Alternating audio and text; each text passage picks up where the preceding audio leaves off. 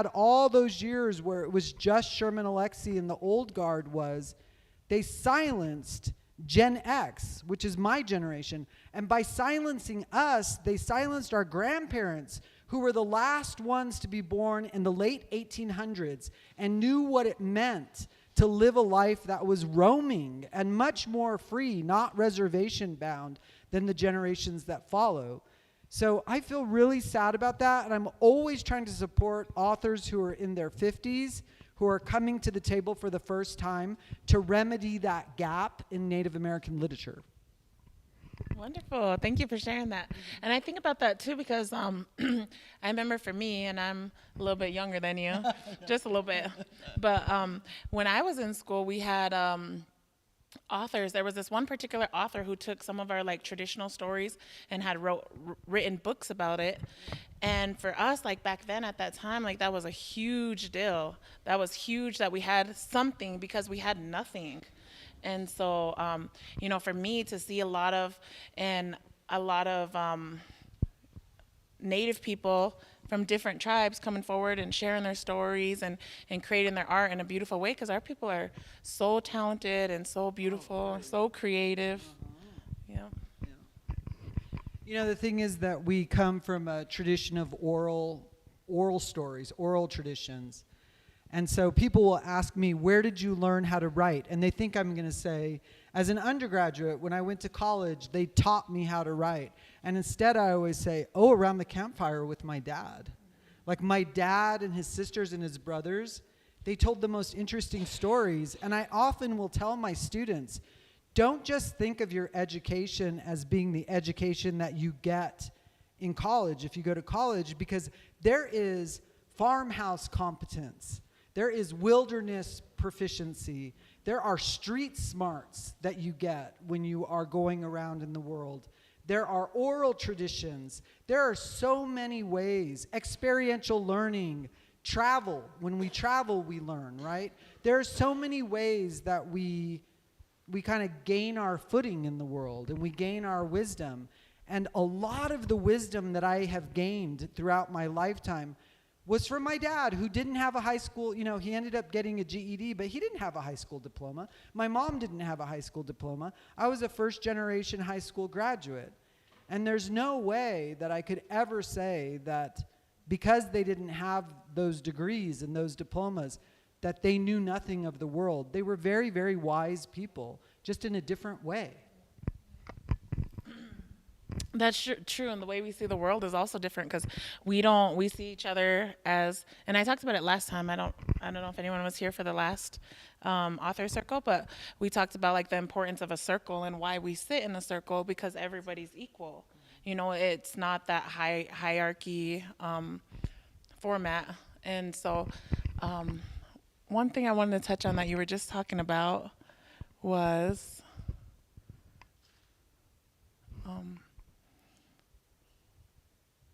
I lost it. Sorry. Anybody got a question? Somebody got my back while I remember. Yeah. Technology?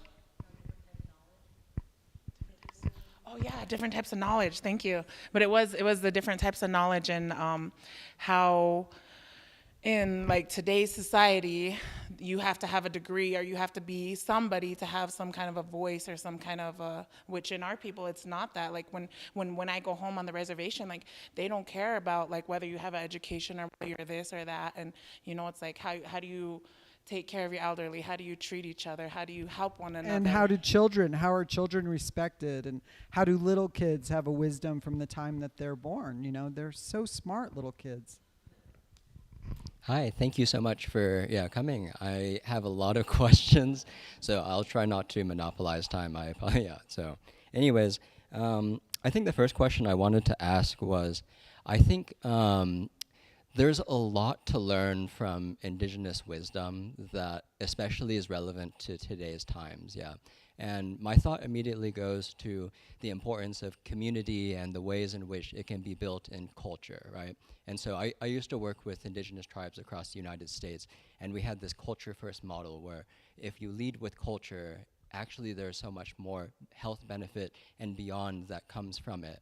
And so I'm just curious from your point of view, the delicate balance that learning from Indigenous wisdom, but also recognizing the times that we are now, right? There's a lot we can benefit from, but also, yeah, how do we teeter, and not co-opt it? And I think you kind of touch base about it at the beginning of the book. I haven't been able to read the whole thing, but you even say, it's sometimes taboo to share the story, but you fight back on it, and wondering, the way that you would be able to, think about that. I knew when I wrote the book that I couldn't tell the story of my tribe. I couldn't tell the story of my people. I could just tell my story. A memoir is something that is highly personal and subjective.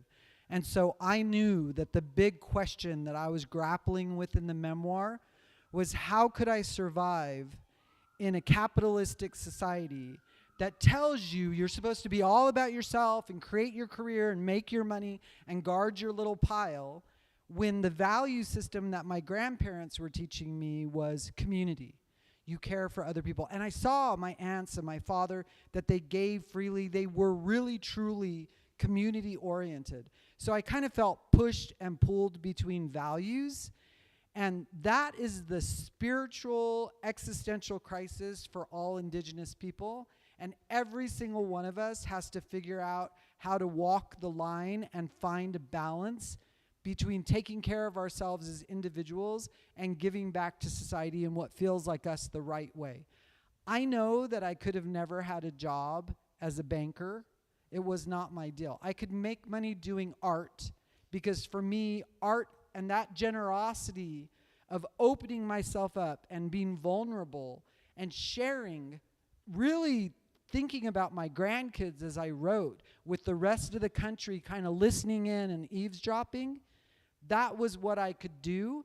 And there are certainly things that I held back and kept secret and private because they don't belong to other people, But that said, as a human being, I've been married to the same person for over 30 years, and I still can't figure out who he is half the time. We all have this sort of sacred place inside of us that no one can access. We take our first breath alone. We take our last breath alone. And there's kind of a sacred individuality in that. And so I reminded myself that no matter how much I shared, that there was always going to be what felt important to me to keep close, that I could keep that close behind this veil of sacred, special, private space just for myself. So you create an illusion of having told everything in a memoir, but really you're arranging through syntax and language the appearance of a story on the page that feels full. But unless you can jump out of the book in a three-dimensional way, they're not really getting a full you. It's a flattened two-dimensional version. It's honest, it's authentic, it's true, but you can't fit everything. But I think really what you're asking is like, how do Native people feel about the idea that so much of our culture has been appropriated and misunderstood? And for many years, we were very private and we kept things very tight and close. And I look at other cultures like Black Americans, for example, and how influential they are in the media, in film, in literature, how much they have assimilated other people to their cultural worldview. And I think that it's time for Indigenous people to become more influential too, and to worry less about appropriation. There's always going to be idiots out there. But really what we want to do is be influential, because the world needs Indigenous value systems. Democratic notions began with us. Environmental caring began with us. Communal, kind of socialistic caring, that is our way. And if the world doesn't need those values now, I don't know when it ever has needed those values more. Yeah.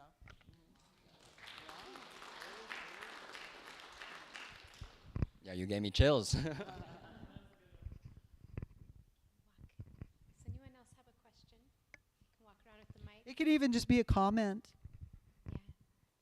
Deborah, I would actually love to hear you read from your book if you wouldn't mind doing that, but I can take a comment or a question. Sure, I can. Yeah. Okay. Oh, yes. So I think it's different for each tribal nation. We have to be really mindful of there being a difference between each tribal nation here in America, right, in our belief systems and what we believe. Like, so for me as a Lakota woman, I don't believe that. As a Lakota woman, I don't believe that you come into this world alone and you die alone, because I believe that our ancestors are always with us. And I know this because I was with my dad whenever he was crossing over to the Star Nation, and he would talk about our pal relatives who had already passed on. Yeah. And there was many times like he would talk and be like, so and so came to visit me and stuff. So for me, I just kind of want to say, let's be mindful of like what tribal nations practice. Like, they're all different, like, and we're not monolithic people. And so your experiences are going to be completely different from other people's experiences, right? And I'm just like saying that for the audience in the room. Yeah, I know that too, because if you read the book, when my grandma Esther dies, it's a very similar thing. I mean, I think we share that. What I meant was that I'm responsible for my life. And when I leave here, if I go for a run and I'm like dying of difficulty breathing, and I'm like, that's something that I have taken on, I've assumed responsibility to do.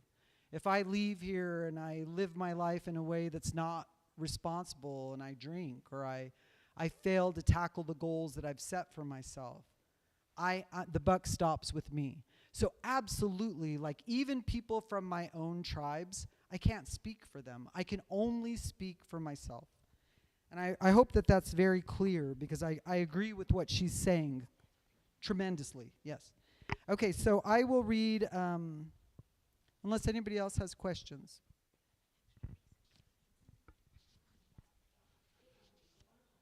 Are you sure?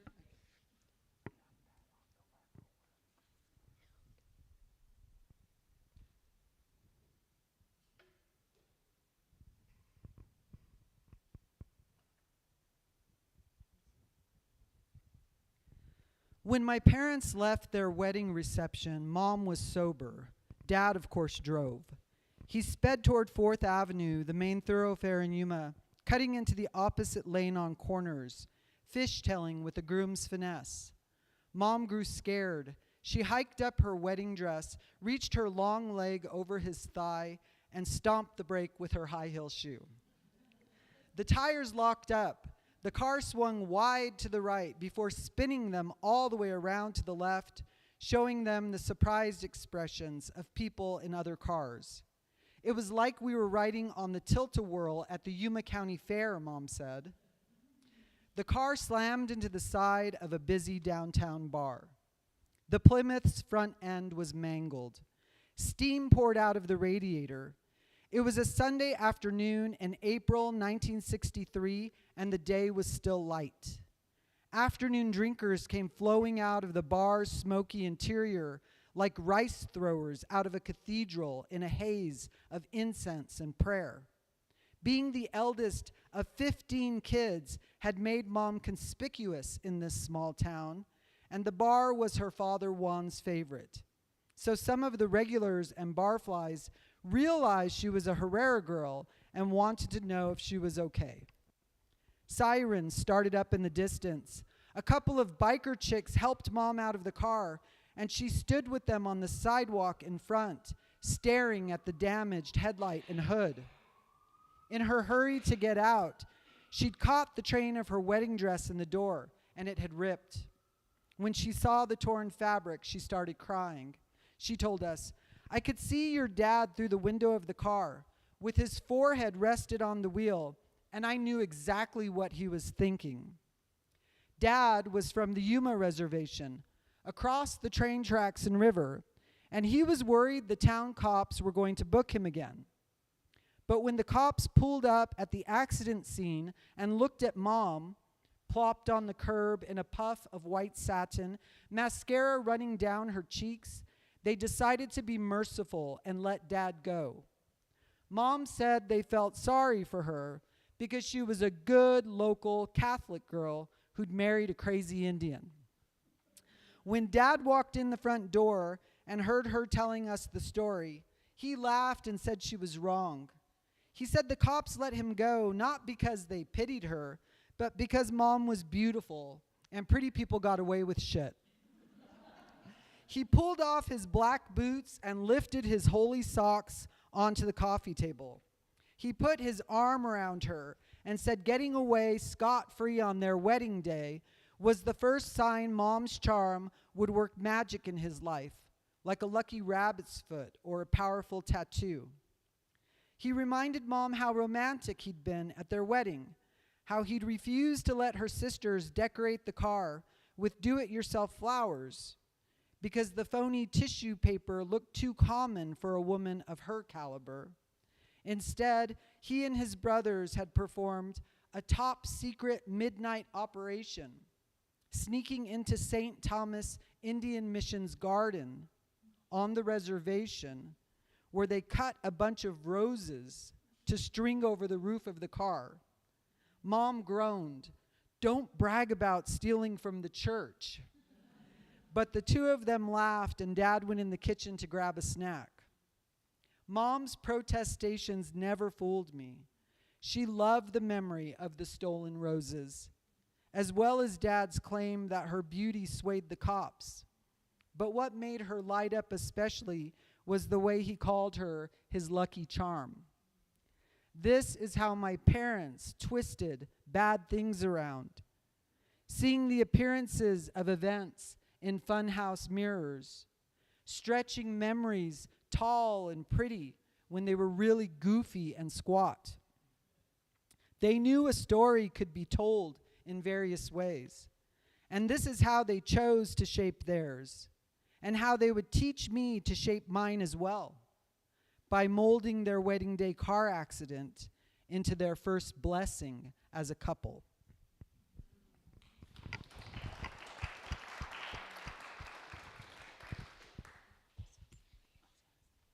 My mom and dad, I came from this enormous family. So my mom was the eldest of 15 kids, and my dad was the fifth of 10 kids. So when I was living on the reservation as a little kid, I had cousins and uncles and aunts everywhere.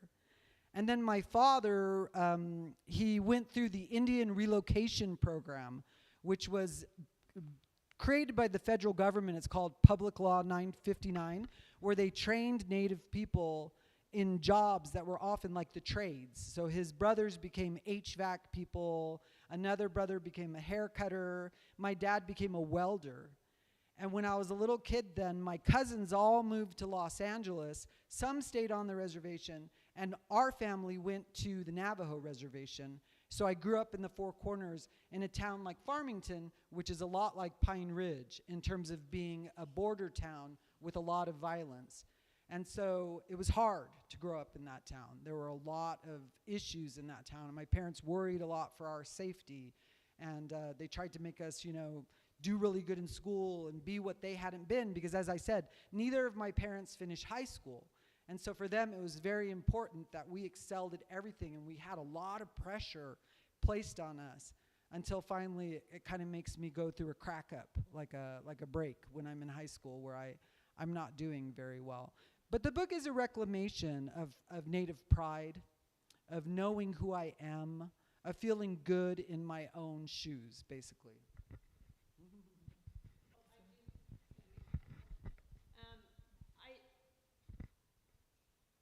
I was very moved, I guess, by your grappling with your being raised in the Catholic Church and coming to terms with your spirituality. My daughter is Guatemalan, and we went back. We found her family, but we went back, and it wasn't even her family. We talked to other people, and they talked, about different Mayan traditions, and I felt like when she had that opportunity, her spirituality just blossomed. And, I was raising her Catholic, but I always understood that there was a lot more to her.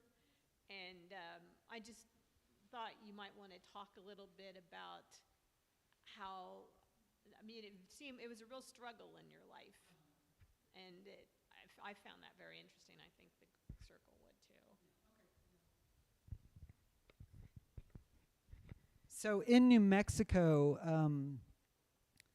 my grandma Esther's Laguna Pueblo people, right? So right now, my Uncle Henry is governor of Laguna Pueblo. And because I live in Santa Fe, I go out there. And the church at Old Laguna has Laguna Indigenous symbols on the ceiling and across the altar, but it's a fusion and a combination between Laguna Pueblo belief systems and Catholicism. It's not Roman Catholic Catholicism. It's a fusion between the two, right? And so I was always kind of on the border between that in that world. But my parents, because the school system in Farmington was one of the worst in the entire country. New Mexico and Louisiana have the worst public schools in the country. And somehow my mom and dad had gotten into their head, because they hadn't finished high school, they wanted us to go to really good schools. So they sent us to Catholic schools, and they were led by these Irish Catholic nuns, who were the Ursuline nuns, right? And the priests were Franciscan, and they were nicer, but it was very, very stressful for me. You know, the Church of Oscar Romero, the liberation theology that cares about the poor, that they martyr themselves for the jungle, for the environment. They fight big corporations, and they're killed for their belief systems. There's something very beautiful about that branch of the Catholic Church, the one that stands up for LGBTQ people, the one that stands up for the poor, the one that thinks of Jesus as hanging out with prostitutes and lepers. Unfortunately, some of the people in my school, they were more of the conservative Christians that it just didn't blend with me. You know, my sisters wanted to go zap hot dogs in the microwave and go to Mexico for spring break. And I was always this kid that was like, why don't we get to go back to the reservation and live?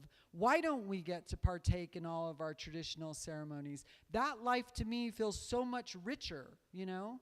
I mean, these old, beautiful rites of passage that were my birthright, I was supposed to replace those with the rites of passage like going to prom or getting a driver's license at the mall when I turned 16. Whoopee. My sisters were really happy about that.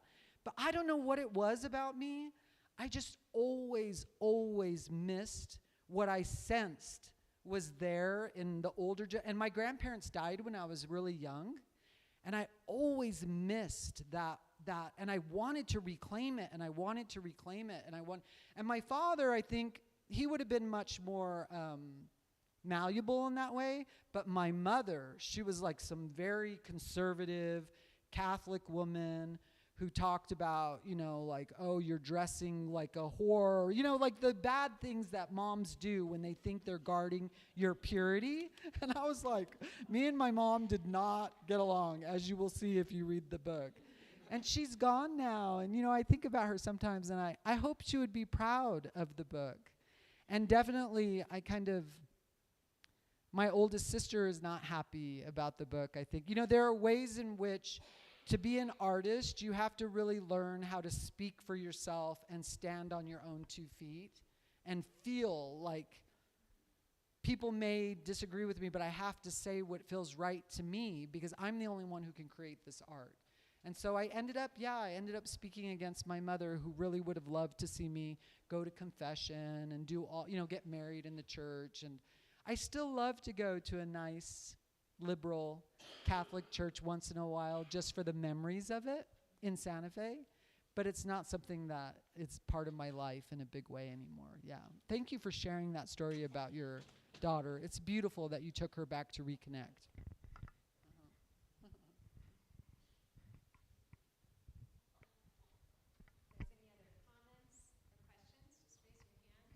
And we have to use the mic again because we have a live stream audience.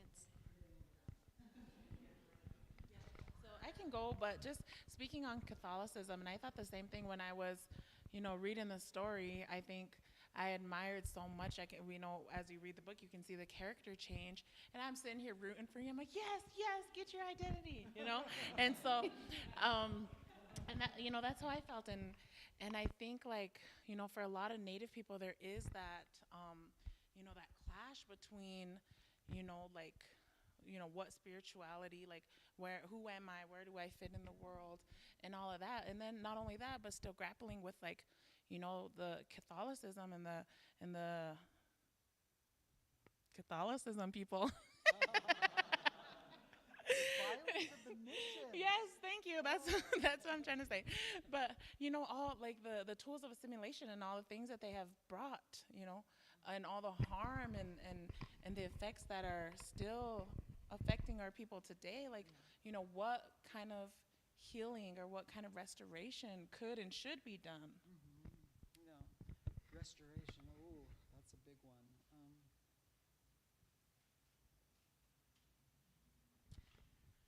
I get really kind of frustrated when I think about the pace of change, and it has helped me a lot to think that the work that I'm trying to do for my grandkids and for the futures is work that I probably will not see fulfilled in my lifetime, and that's okay. I think of my ancestors and my children as being a ladder, and the activism and the work of my grandparents and my great-grandparents, it inspired me to be who I am and to try to create change at the Institute of American Indian Arts where I work. Now it's my job to light and inspire the next generation, to empower them. And with the next generation, that means a lot telling them, listen, you don't have to come in here if you've never lived on your reservation and pretend like you know everything about your traditional ways.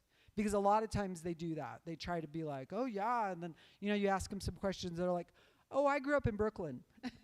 And you're like, okay, well, you just be authentically who you are and know that it's okay to be in a position where you have to try to reconnect to your traditions, that you're trying to learn some of your language, that you're trying to learn some of your ancestral ways.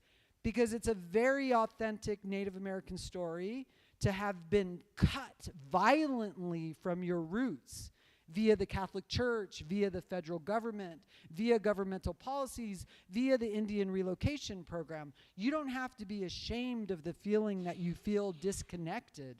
You can strive to reconnect, and nobody will judge you for that here on our campus because people are always challenging each other's identities as Native, and that's very wounding because we've all been through Indian boarding schools. Like, all of these bad things have happened to our family, and we feel unstable sometimes. I know I did when I was younger. Now that I'm 56 years old, I think I would not go back to my 30s if you paid me.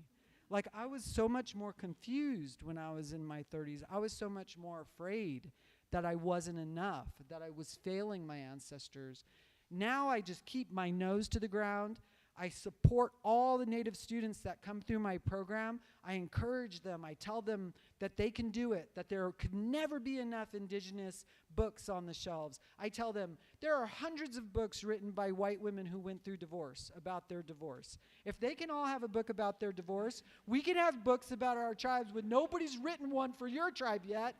I try to encourage them as much as I can. And I hope that when I leave and I'm gone, that they will pick up the torch and continue and serve in the role that I'm in for other Indigenous kids who are coming, because we may not see the repatriation of lands in our lifetime. We may not be able to stop some of the ugly pipelines that we're building, but our fight will not die as long as we keep our offspring engaged in the value system that we carry. Yeah.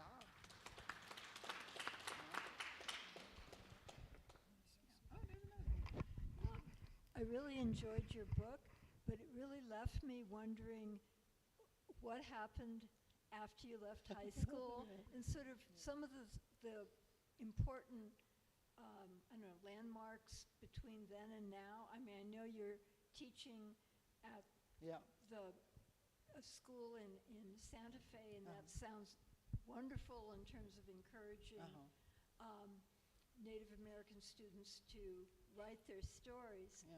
Can you tell us a little about from then to now? I'm working on a second book, which I was in New York. I woke up in New York this morning, so I was in the city for the National Book Award. And yesterday I had lunch with my editor, and it's going to pick up right where Whiskey Tender leaves off. And sort of the thematic issues that I'm addressing in that book, I think until about a year ago, I kept thinking, I was like a lot of Native kids that disidentified with the goal of getting a college degree when I got out of high school. Because I thought, you know what? In the curriculum that I had in high school, they did not teach me, and they didn't care at all about the story of my ancestors. And why should I go to school and study when they just completely ignore any of the contributions of Native American people in the United States? I just was so angry about it. And so for all of my life, I thought of it as this rejection. But actually, I was exerting my preferences, because what I did was I went and studied with a lot of medicine people. Eugene Blackbeard Sr., who was from Oklahoma, and he was Cheyenne and Arapaho. I studied with him in the Native American church. I studied with him at the Sundance. I studied with some of the medicine people from my own tribe. I went home and lived on the reservation. I studied with Wolof people in West Africa. It's a West African tribal group. And I studied with Indigenous people in Indonesia. I didn't go to Europe. I went to other countries that had been colonized, and I engaged in intercultural learning with other tribes. And that's what I did in my 20s. I also worked in Yellowstone and for the Audubon Society in Maine and way in the far reaches of Alaska, because I wanted to get better at fishing and hunting and doing outdoor wilderness proficiency things. So it was all about, like I said earlier on, alternative forms of education that prized my world over the Western world's sort of knowledge system. And when I was traveling, I suddenly realized that I had so much more in common with the world than I thought I did. Because in the United States, I was always, poor me, I'm a victim of colonies. Nobody likes us. It was like this bad story that I was telling myself. And when I traveled around the world, I realized that so much of the world, so many of the world's citizens have suffered from colonization, oppression, and genocide. And it made me feel less alone and less precious about my own wounds. Suddenly I looked at my passport and I was like, to have a US passport is a huge responsibility. I can get an education and I can establish myself as somebody who's in a gatekeeping position for little kids. I can write a book and I can do things if I can commit myself to the wounding of a degree, which I knew it was going to be wounding. I knew it was going to make me mad when I got into college. So I was 35 years old by the time I enrolled in college. I was 40 when I went to get my graduate degree, and I was 54 when I published my first book. People say that I did everything backwards, but I did everything in the way that made sense to me, which was to prize Indigenous value systems first, and to put the academic education afterwards. So that's kind of how the book is shaping up, like a resistance to academia to kind of through, but then at the heart of it, it's a love story, because I meet someone in Indonesia with whom I eventually get married, and I have, when I'm in West Africa, I get pregnant with my first daughter, and I have malaria. So it's kind of like a trial, and I live on the reservation, and we do have a lot of adventures, a lot of crazy adventures, and so that's kind of the plot. But the thematic content is the disidentification to the identification with the need for an education. And financial struggles, which everyone in this country raising little kids in their 20s has. You know, I had my first kid when I was 21 years old. And I have 5 kids. And it was a lot to raise them. So that's all part of the story. Thank you for asking. I'm working hard. It's 40,000 words. I hope to have it sold by next year.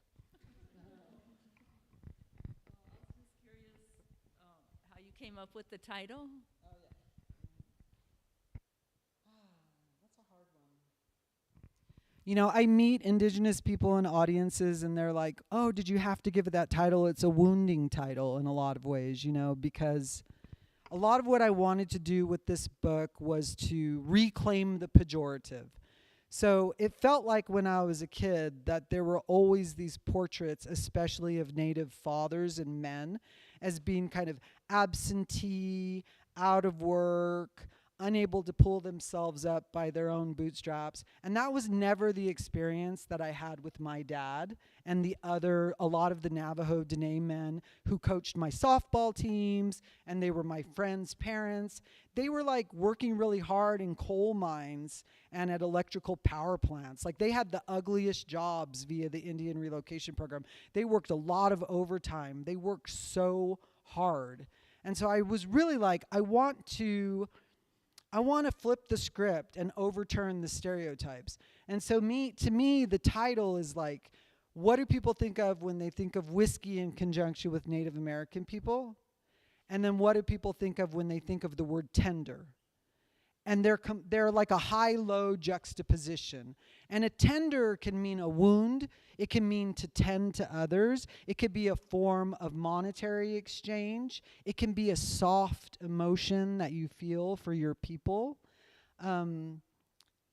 So I liked that. I liked that it was kind of flipping the script, that it was kind of challenging people's notions, whiskey but tender. And then the real thing was, which is kind of odd, was that I was playing for a long time with what the title should be. And I was living in St. Louis at the time. And a documentarian asked me to help write a film project that's on PBS called Digadohi. It's about the Northern Trail of Tears that comes through southern Missouri. And I helped him write the script. And when the film debuted, it debuted in Tahlequah, which is Indian country in Oklahoma. So we went down and we stayed in these little cabins and we showed the film and we had a panel discussion. And that night, outside of the cabins where we stayed, there was a band that played. And everybody was outside celebrating. It was very noisy. People were drinking beer. We were hanging out. And I asked somebody in the circle, what's the name of this band? And I could have sworn that they told me Whiskey Tender. And I just heard it loud as day, like somebody had spoken in my ear. We were kind of at a noisy table. And so the next morning I got up and I told somebody, I really love that band, Whiskey Tender. And they were like, that band is called like Joplin Hoedown or something, something completely different. And I was like, what? And then I thought, oh my God, I have been thinking and thinking and thinking of a title. And I think I heard it last night. I think I heard it whispered in my ear. And so I just jotted it down and never looked back. How exciting. My ancestors love that story. They dimmed the lights.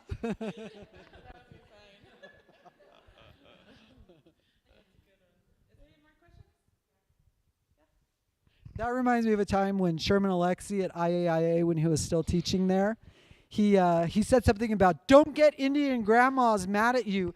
And all of a sudden the lightning hit the top of the building like, and everybody was like, Sherman, you're calling our grandmothers. Don't do that. So I guess this kind of goes into what you were just talking about with your title.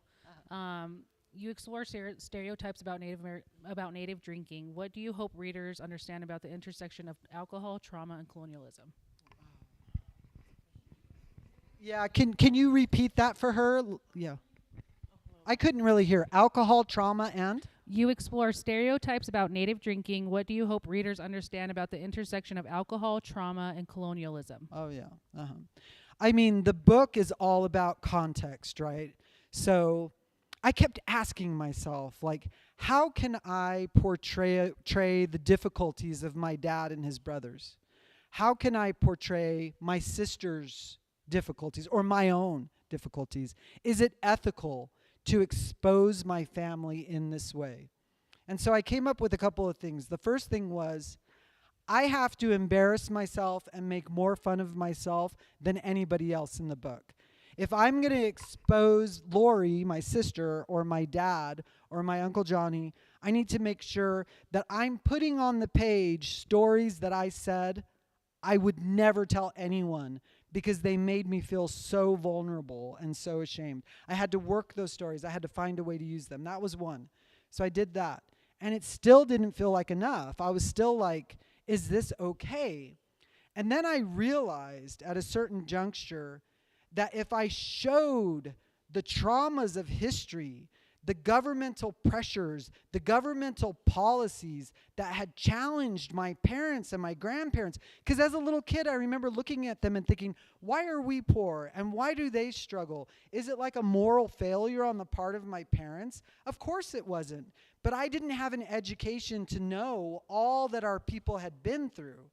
And a lot of readers, they don't know either what we've been through. And so I said, well, I'm going to have to teach them what we've been through. This is how the Dawes Act played out on my reservation. This is how the people in the rich area got cement dams, and we got ones made out of wood that leaked into our soil and ruined the soil for us, right? I had to show the things that happened step by step. The Indian relocation program, the nuclear colonization of New Mexico, the testing of the atomic bomb that led a lot of people at Laguna Pueblo, the open pit uranium mines that led a lot of people in my tribe to get sick and die of cancer, right? Like, I had to show the external pressure on the people that leads them to have problems with alcoholism or other issues like that. I had to put it in context. And, once you put it in context, then you can say, I don't have anything to be ashamed of. The government should be ashamed for what they have done to my people. It's an indictment of the government. It's an indictment of big, rich industries. It's their fault that this has happened to us. And I'm not going to let people think that it's some problem that my parents or my grandparents or my great-grandparents had.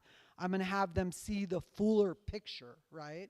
And so it became really important to do enough research and to infuse the book with those contextual points so that it did be that indictment. And, I was able to justify the ethical telling of those problems via that sort of lens.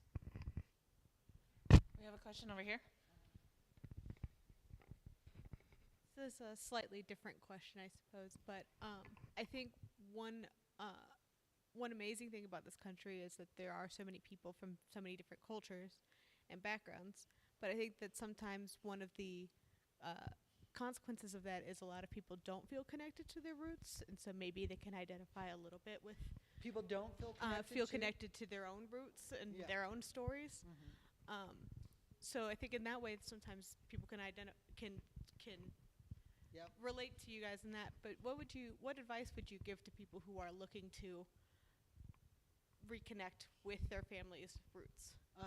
Yeah, I've done a lot of performances with a famous Native American flute player named R. Carlos Nakai. Do you guys know him? He's a very famous dude, right? He's traveled all over the world. And he always says, I've heard him speak about this on more than one occasion, and I love it so much because it's kind of like a Robin Wall Kimmerer thing. She wrote Braiding Sweetgrass. He's basically like, anyone in this room, if you trace your family lineage back far enough, you eventually arrive at a generation that knew exactly where to go fishing to catch the fish that they always cooked. They knew where to gather their berries and their nuts. They knew what animals they trapped. They knew their rivers and lakes. They knew the trails that they took through the woods. They were connected in a way with the land that was a reciprocity between them and the earth and the animals.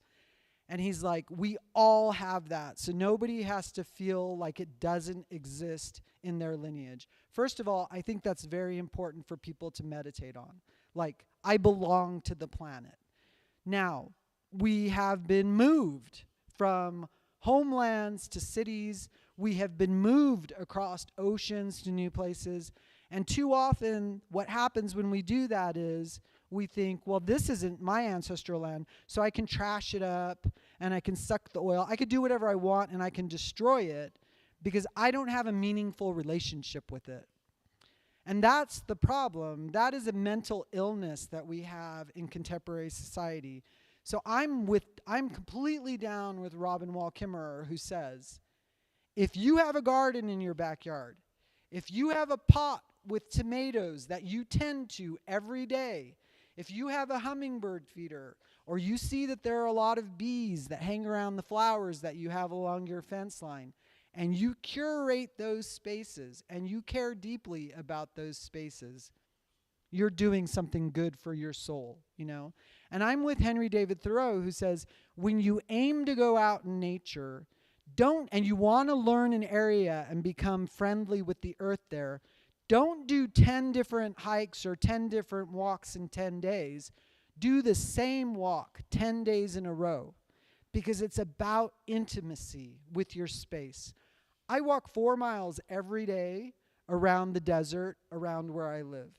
And I know that trail so well, and people will tell me, why don't you go up and do this trail instead? And I'm like, because I have my trail and I know it, and I see my coyotes and I know my ravens that come through there. It's my place. And it's important to me that I have that, you know? So if you don't feel a connection and you're not in the ancestral homeland where your people came from, you have to do what you can to develop a relationship with nature, even if it's in the city. Japanese people believe that they can have nature in a tray on their desk in sand and a little bonsai tree, and they rake it every day. And they look at it and they think about it. You know what I mean? Their concept of the wild is different than ours. But it's important to nurture that. I think for our survival, it's very, very important.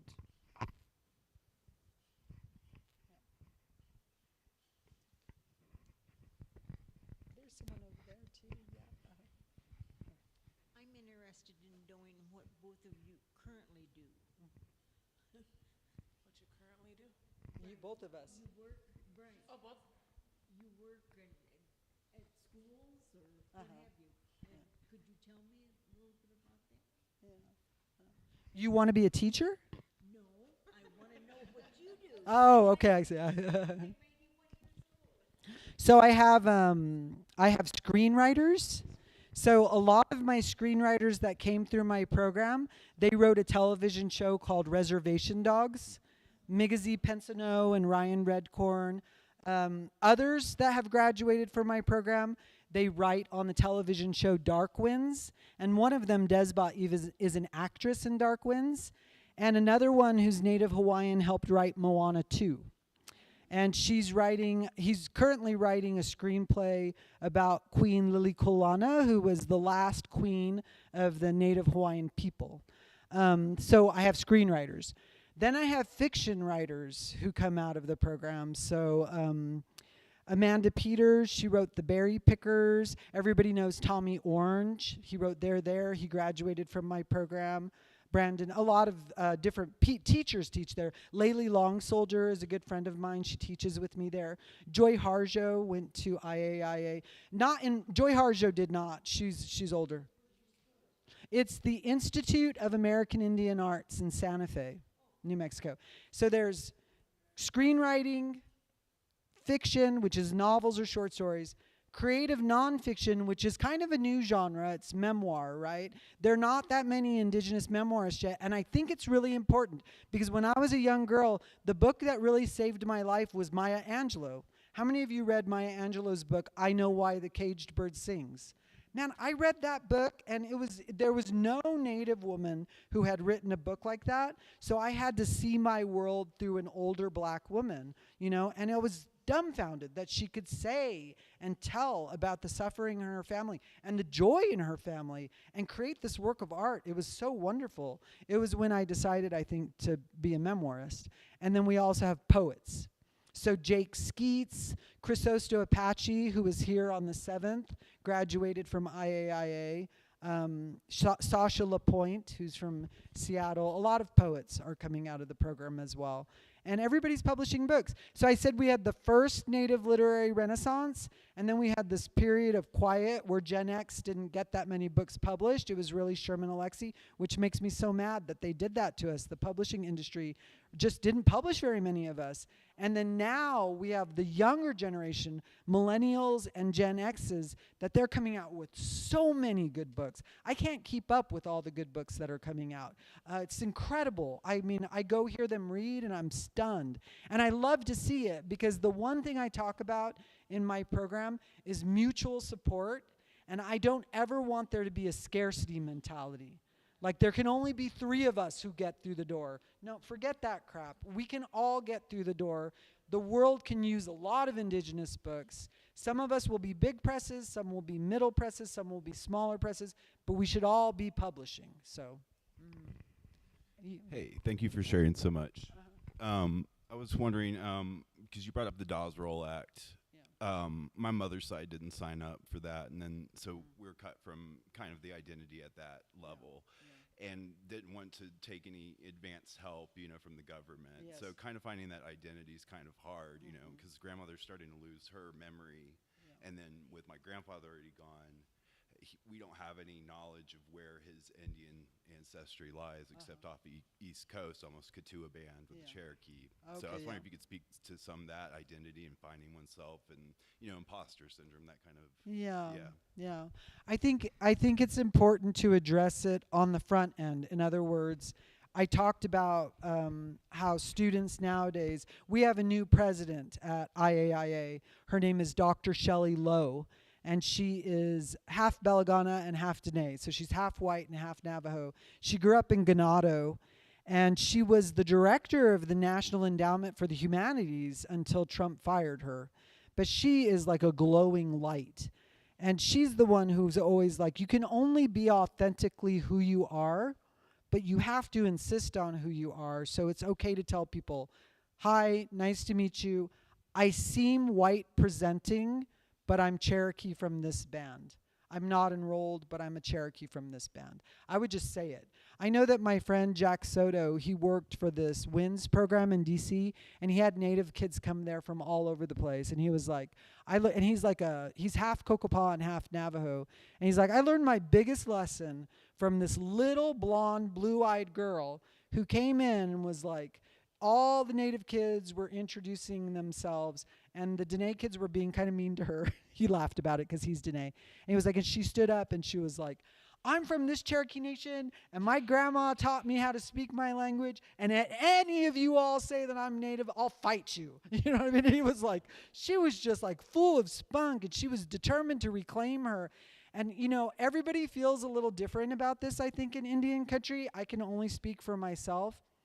I think we have had way too much lateral violence, a testing of each other's identities, like what are your street creds? On top of that, the publishing industry tested my street creds. On top of that, you know what I mean? I'm always like, oh, my uncle's the current governor of Laguna Pueblo. It's like, you know what I mean? You're constantly trying to explain yourself to other people. And I don't know that the general population knows how wounding that is. Because when you think about it, somebody can say, I'm Italian, and their people came over from Italy, like in the 1700s or the 1800s, and nobody tells them, oh no, you're not Italian. What are they if they're not Italian? Somebody can say they're Irish, and their people moved to New York in 1830, and nobody challenges them, So this whole thing where we challenge each other as Native people, it's so wounding. And I just hope that we talk about this, and my friends are like, some people don't want people from Mexican tribes, Yaqui people, for example, to call themselves Indigenous, Native American, because they're from a different country. My tribe was cut in half by the Gadsden Purchase at the southern border. So some Yuma Quechan people are trapped in Mexico. They have Mexican passports instead of U.S. passports. I feel like those boundaries are an artifice that the government created, and if they turn us against each other, that is truly tragic. What I'm interested in, again, is making more people care about Indigenous value systems so they vote, when they go into the voting room to vote, they vote for environmental causes and the strength of our democracy. Why would I want to reject someone who's trying to get closer to that sort of a viewpoint on the world? I don't want to push them across into the other side to create more problems for our planet. I just don't want to do it. So I would say insist. Insist on your identity. It's your birthright. So I kind of have 2 parts, and I was sitting with it for a while, but I didn't know how to formulate like a question or something. So I guess maybe it's not even a question. Maybe it's just a statement. But So the first part, I was telling you guys earlier that I work in education, and when I talk with my students, I work primarily with the Native American students, and so it's more of like a pull out. And so when I pull the students out and we talk and ask them questions, they're super cute because I'll be like, what tribe are you? And they're like, what's tribe? And then they'll be like, and so then we go through and we explain it and trying to like, build their identity and their self-confidence. But, with some of them, they're like, oh, and so when I tell them, they find it kind of clicks and they know like they're of a tribe, but they don't know anything from their tribe because there's more of like that urban identity rather than their indigenous identity. And so with the kids, I tell them like it's intentional. You're not supposed to know. All these federal policies, everything was intentional. You're not supposed to know, and the way to take that power back is to, learn it, ask questions.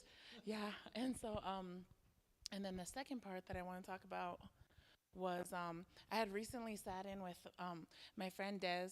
She invited me to this conversation that they were having at MSU, and the two ladies were talking, and they were saying that, for Indigenous people, there's three identity pillars. Oh, wow. 3 identity pillars, and the first one is like racial, like do you look Native? Do you have this, and this? And then the next one is political. Are you enrolled in a tribe? Are you do you have and that's complicated. Do you have and that's complicated because some people, some tribes still use the blood quantum, and you cannot enroll. My partner, his mom, his grandma, his auntie, everybody's enrolled, but the cutoff was 25%, and he's 24, so he cannot enroll. And so, and then the third pillar was racial, political, and cultural. Do you know the language? Do you know the customs? Do you know? And so, and then for a lot of Native people, it might just be, they might have one of the pillars, or they might have 1 and 2, but not the other. And so it's so divisive for our own people. Write it down, please. So I can use it with my students. Yes, please. Racial, political, and cultural. It makes perfect sense. And as soon as they pointed it out to me, it like clicked. Like I was like, okay. But other people like don't have this, so I like that you pointed out that what you were just saying. Does anybody got a question? Oh yeah, sorry, I forgot. I line jumped. I'm sorry.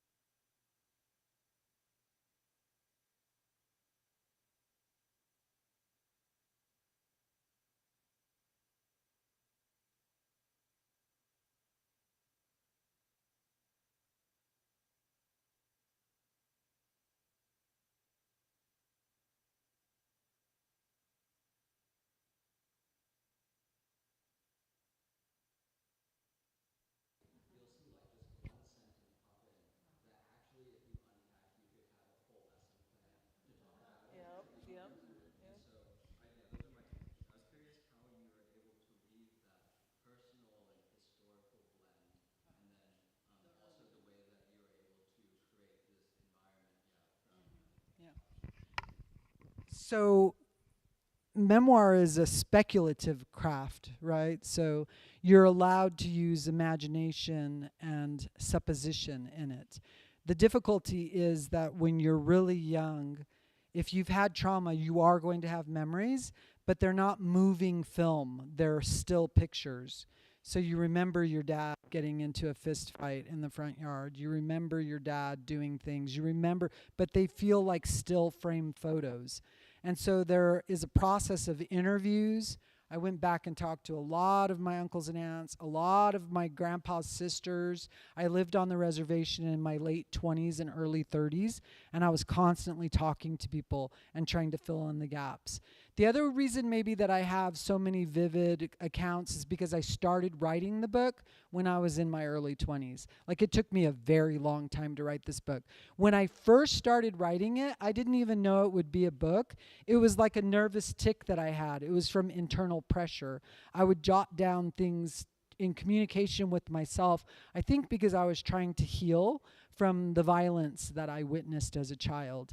So the more you write and the more you try to remember, the more magic starts to happen. Do you know what I mean? So I wrote a failed novel before this memoir, and my dad read a section of it, and some of it took place in the 1800s, and I thought I was making up stuff about my great-grandparents. And when my dad read it, he was like, "How did you know that?"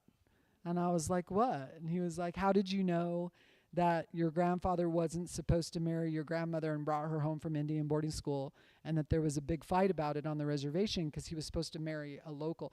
And I was like, "I didn't know that, but I imagined it somehow." Do you know what I mean? We have like blood memories, I believe, as an author. And the more you tap into it, the more you live it and work it, the more vivid it all becomes, you know. And those little lines like nostalgia plays tricks on memories, that's a way of cueing readers in that this is an imaginative leap. There's a really famous memoirist who wrote a book called The Liars Club. And that was her title to cue people in, that she was going to spin some yarns and tell some tall tales, but that the essence of her family would be true. And so there are things in here that I've imagined that I found out in the aftermath are true, but not exactly the way it would be. So when my dad read the book and he said, "It's perfect, send it to the presses," then later when I was talking to him, he was like, it was actually the side of the car on their wedding day that bumped into the bar rather than the front end. But I imagined it as the front end, and he didn't piddle over that detail. You know, the accident happened, but I imagined it slightly differently. So it's not general nonfiction. Memoir is not trying to make an account for all the people from your tribe or all the people from your family. If you sat down with your siblings and you all tried to say what happened on a really big day, that you were all there, the time that your dog got out and got hit by a car or something happened, every single one of you would have a different version of the story. The bulk of our memories slide into a black hole. If I asked any of you what you did last year exactly on this day, nobody could say, "Oh, I was at the doctor and I went down the hall and bought a bag of Cheetos from the vending machine, and my mother called and yelled at me because I forgot to load the dishwasher," or something. You know, it's impossible. So we remember these peak traumatic events, and using those traumas, we shape the narrative. And then the question about history, it's really that, you know, a lot of people write nonfiction books that is like an anecdote about a child being homeless, and then they have white space, and then they give statistics. Like, this many children in this city go without housing every year. They're unhoused, and we attribute this to, these factors, poverty or whatever. I didn't want to do a book that kind of toggled between two styles, like a narrative, anecdotal style, white space, and like researched academic material. It felt less artful to me. What I wanted to do was write something that read like a novel, right? And I actually think that's why it was nominated for the National Book Award, because stylistically it does something unusual in that all of the research and all of the history is woven into the storytelling voice of the narrator. And so a lot of times I weave in and get out very quickly. I weave in and I get out very quickly, because I never wanted it to be a book that people read and said, "This is boring." You know, I love Ned Blackhawk. He's a professor at Yale who wrote a fat book on Native history, and I will never make it through that whole book. My partner read it for me, and he does a lot of my research reading, and he marks the pages that apply to what I'm trying to do. But I just am more into poetry and novels.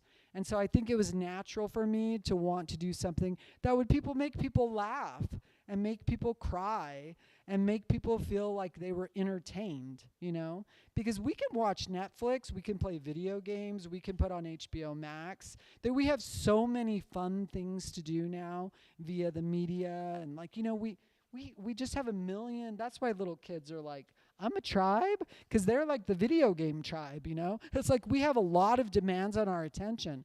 And so I kept asking myself, what will make people want to turn the page?